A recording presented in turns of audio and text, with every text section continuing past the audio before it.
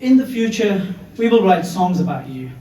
Some will be beautiful, some sad, melodies that are haunting yet catchy. We will write books, fiction and non-fiction, but full of half-truths. Historians will fill pages upon pages, thousands of memoirs and biographies and Pulitzer Prize-winning essays that will ask, how did it happen? How could it happen? We'll come up with grand theories of human behavior and war and peace and the failure of international diplomacies. We'll make movies, some indie, some grand. They'll open in packed venues to record box office and rave reviews.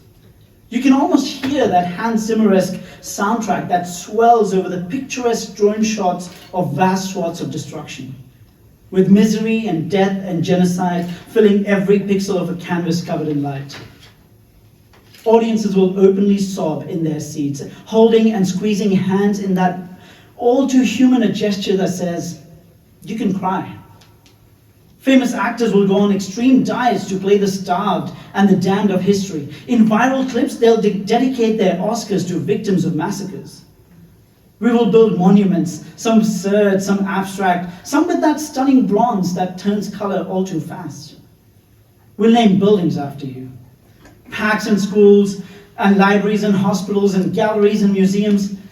We'll even choose annual days of remembrance to wax lyrical in speeches that are meant to sound like apologies, but will definitely be vetted by our lawyers to avoid any hint of complicity. We will march out the one-legged survivors and ask them to recall their experiences of being orphaned at the age of 10, at 9, at 5, at 1. In this farcical theater of never again, we'll force them to relive their trauma, to tell us again and again and again their tragic stories of starvation and slaughter, oppression and occupation, of misery and murder. We will eat watermelons and wear keffirs and fly kites with your stateless flag on it. We'll dance badly to folk music produced by children of refugees who barely speak the language. We will hold moments of silence, punctuated with stifled coughs and muted sobs, but the most deafening silence will be our denial. That nothing we can or will do in the future can undo the past. Because the keffirs we'll wear, the flags we'll wave, the kites we'll fly, will just be made in a factory downtown. Because the people who used to weave them, in the land they conceived them, will both be long gone. Because memorials and statues and museums and plaques and motifs and speeches are not a people. The half-baked gestures we come up with in tomorrow will not bring back the dead. Never again is just a hollow phrase if it doesn't apply to all people in all time. The people being starved and slaughtered today are just like you and me and you and you.